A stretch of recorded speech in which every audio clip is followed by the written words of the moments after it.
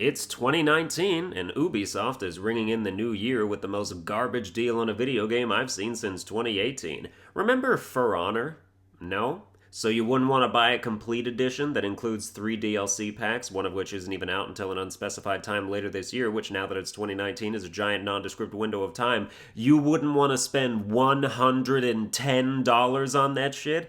Apparently this actually came out December 18th, but it sure looks brand new to me because the product has 0 ratings on the PlayStation Store. Nobody can be bothered to rate the damn thing because I very much want to doubt that even a single copy of this bundle has been purchased. $110 for a 2-year-old game so you can get in on the 12th floor of a game which I can't believe got a building permit to construct more than 12 floors. I played For Honor at launch. I played it for a few weeks. It was a pretty alright time.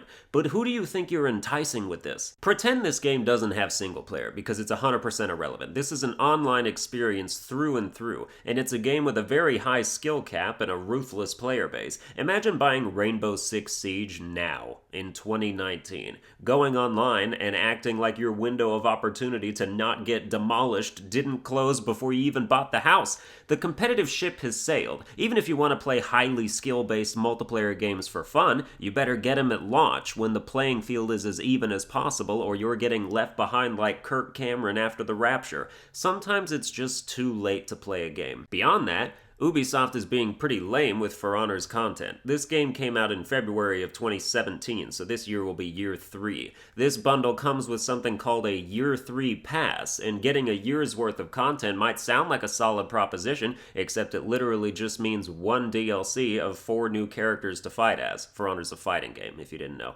1 DLC for the whole year. This games as a service shtick is a pretty shitty service. That's like if I went to a restaurant and ordered the salmon and the waiter was like, "Thank you very much, sir. Your salmon will be ready sometime in 2019. And also, we will not be serving any other food ever until 2020. It's not exactly like that, but they are similarly aggravating scenarios. Did I mention this bundle is $110 and not worth it? When you make a complete edition of a 2-year-old game, you price it at no more than $40 and you call it a day. I don't care what's in it. Appreciate the wallets of the average consumer and stop acting like kings and queens and ATM machines would want to bother with your shitty bundle to begin with. I pray nobody buys this and somebody on the marketing team gets fired. I would love to meet every single person who does end up buying this flat-out waste of money and kick them in both of their shins. If they only have one leg, I'll kick their solitary shin twice for good measure. You can stand in line next to whatever trust fund dipshits bought the $150 Persona 5 Ultimate Edition. Remember that episode of this series? I'll never forget it. Christ, that audacity can't be matched, though Ubisoft is clearly trying. $110 for a middle-aged single game with 2 DLCs and 1 on the way. It's like buying an inner-city family. It baffles me because Rainbow Six Siege is on sale for $15 right now. So I know Ubisoft knows how to do this correctly. They're just trying to squeeze money out of trees it don't grow on. Now let's move on to something positive. My most anticipated games of 2019. Dreams is still de facto number 1. It doesn't have a release date, but they've already got people signed up for the beta, so it's close. I didn't manage to get into it because you had to be a subscriber to Media Molecule's newsletter, and once word got out that that was a requirement, they introduced a clause that was like, hey, if you're subscribing to our newsletter anytime between now and when the beta comes out, we know your hustle, you can't pull one over on us. So that's lame. I got PlayStation Move controllers for Christmas specifically for this game. I will be a dream sculpting champion, and the music videos I plan to make are going to be so boss I'll have to rank them from easiest to hardest. I'm going to put Ghost of Tsushima, Sekiro Shadows Die Twice, and Nioh 2 in the same category here because they are all very similarly themed games, even though they'll play very different from each other. But odds are if you like one, you'll like them all.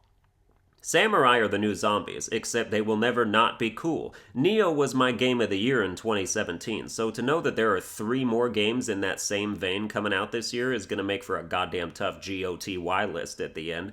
Kingdom Hearts 3 doesn't even need to be mentioned, that's a fucking given. I keep thinking it releases on the 19th instead of the 29th, and I keep being disappointed. I'm more excited for Dreams, though, than I am for KH3, so if that statement doesn't catch your attention and make you check out Dreams, nothing will, and you're a lost cause. Doom Eternal is gonna be badass. A lot of these games don't have solid release dates, we just assume they'll be in 2019 because last year they said so.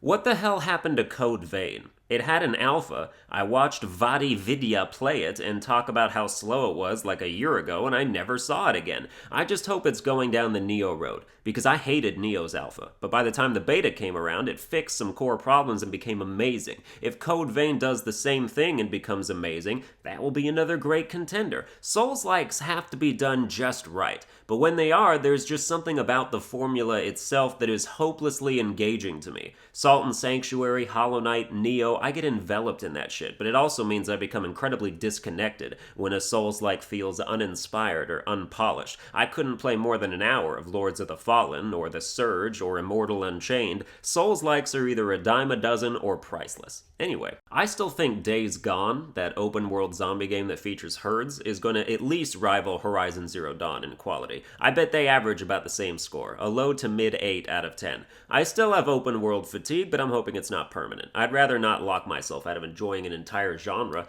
I predict Jump Force will be the most popular, best-selling, mediocre game of 2019. Like, there's absolutely no way in hell it's going to be good, but the fan service will carry it to otherwise undeserved heights.